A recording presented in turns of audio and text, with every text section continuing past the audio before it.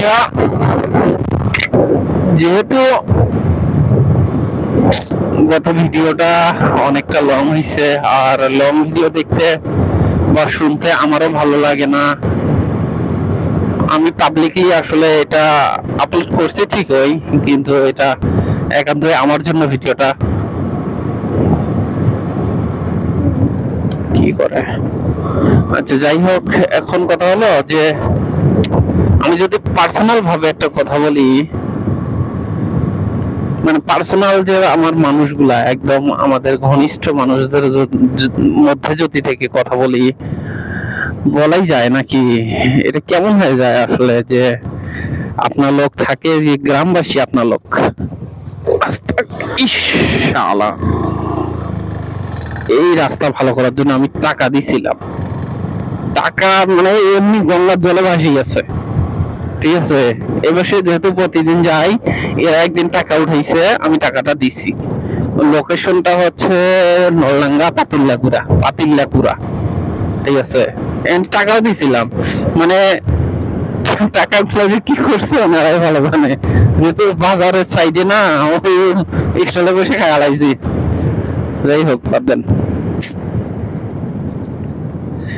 একদম নিজস্ব মানুষ হিসাবে যদি বলি, নিজস্ব মানুষ সম্পর্কে,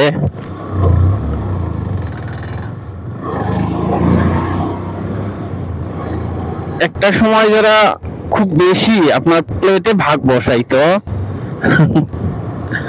আবার আর একটা সময় তারা কি করবে জানেন? সেই প্লেটে এসে, মানে বাজে কথা বলতে হইতেছে, সে প্লেটে এসে হেগে যাবে। যাই হোক, এটা ফানি হিসাবে ধরে নেন। মানে একটা সময় যে আপনার প্লেটে বসে খাইতেছে, আপনার সঙ্গে খাইতেছে, ঠিক আছে। আপনার যে আত্মীয় স্বজনের কথা বলতেছি আমি, কিন্তু আপনার লোক অর্থাৎ যে ভিলেজ ম্যান উম্যানের কথা বলছিলাম, ওইটা আপনার লোক। আর যারা ঘনিষ্ঠ, মানে আপনার আত্মীয় স্বজন, তাদের কথা যদি বলি, যে একটা সময় আপনাদের প্লেটে বসবে, বসে আপনার সঙ্গে খানা খাবে, আর যখন আপনার একটা খারাপ সময় আসবে, খারাপ সিচুয়েশন আসবে, তখন তারা কি করবে জানেন? ওই প্লেটের মধ্যে হেগে রাখে যাবে। যাই হোক, এগুলো সব বাস্তব অভিজ্ঞতা শহরে আমি বলতেছি, ঠিক আছে। কি জন্য এটা বললাম, যে আমি গত একটা ভিডিও বানাইছিলাম, সেখানে হয়তোবা যারা দেখছে ভালো, না দেখছে ভালো, আরো ভালো, ঠিক আছে। তো তারা এইভাবে আসলে হেগে যাবে যে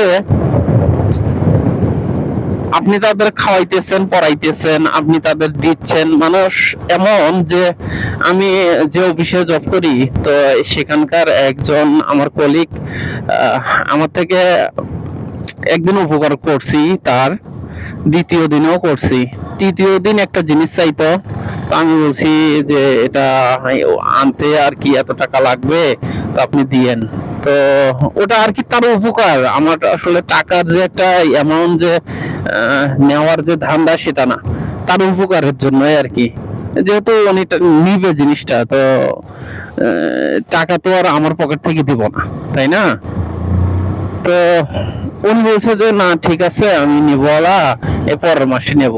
ঠিক আছে, নেন। তো নিল না, আবার পরের মাসে উনি আবার বলতেছে আছে জিনিসটা। আমি বললাম হ্যাঁ আছে। কত টাকা? ও এত টাকাই। ঠিক আছে, পরের মাসে নেব। এইভাবে করতে ঘুরাইতে ঘুরাইতে 4-5 মাস ঘুরছে। পরে আমি কি করছি, আমারও বিরক্ত লাগছে যে একটা জিনিস সম্পর্কে উনি বারবার এইভাবে ইয়ে করতেছে। আমি কি করছি, আমি বলছি নাই ওই জিনিসটা আর, ঠিক আছে। আমি বলছি ওইভাবে ডাইরেক্টলি, সরাসরি, ঠিক আছে। উনি যেহেতু 4-5 মাস থেকে আমার ঘুরাইতেছে, প্রত্যেক দিনেই এর আছে জিনিসটা আমার লাগবে, তো নিয়ে নে নাকি। উনি ঘুরাবে, খালি ঘুরায় বিরক্ত লাগে। আমিও বলছি যে নাই, জিনিসটা নাই, ওটা সেল হয়ে গেছে। উনি তারপরে কি জানি কথায় সুতা বাইর করে আমারে বলতেছে যে কি জানো, মুখমঞ্জা না কি একটা না কি, যাই হোক, একটা বলছে, এরকম ভাবে একটা কথা বলছে আমাকে। ওইটা স্বাভাবিক আসলে, যে একজনের যখন আপনি উপকার করবেন যে পরাধীন ভাবে, ওর আমি কিন্তু উপকার করছি 3-4 দিন 5 দিন ধরে উপকার করছি, ছোট ছোট উপকার গুলা। তো ওই ব্যক্তি কিন্তু আমার একদিনও উপকারে কাজে আসে নাই, ঠিক আছে, একদিনও না। ও অথচ একদিন উপকার করতে পারি নাই, সেদিন আমার নাই, যা তা বুঝলো। এটা স্বাভাবিক।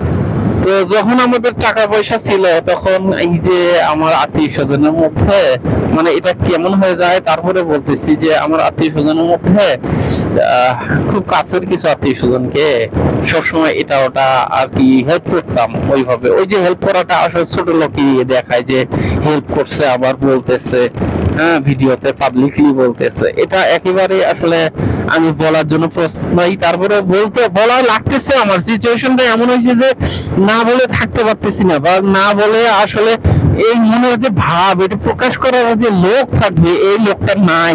কারে বলবো? আপনার লোক গুলাও নাই। তারপরে যে আত্মীয় স্বজন আছে, এরাও আপনার লোক হয়ে গেছে, ঠিক আছে। অতএব মানে এগুলা এই ভিডিওর মধ্যেই থাক, আমার চ্যানেলের মধ্যে থাক, আমার পেজের মধ্যেই থাক, ঠিক আছে।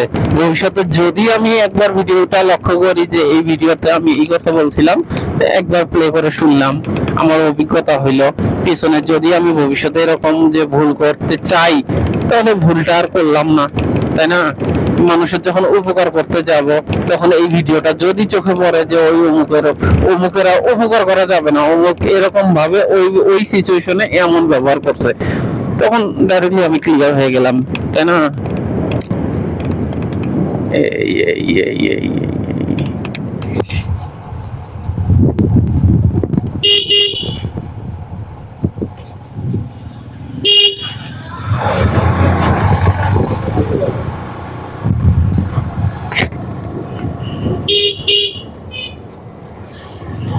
যাই হোক, মানে এরকম ভাবে আমি লোকাল রাস্তায় আসছি, তো এটা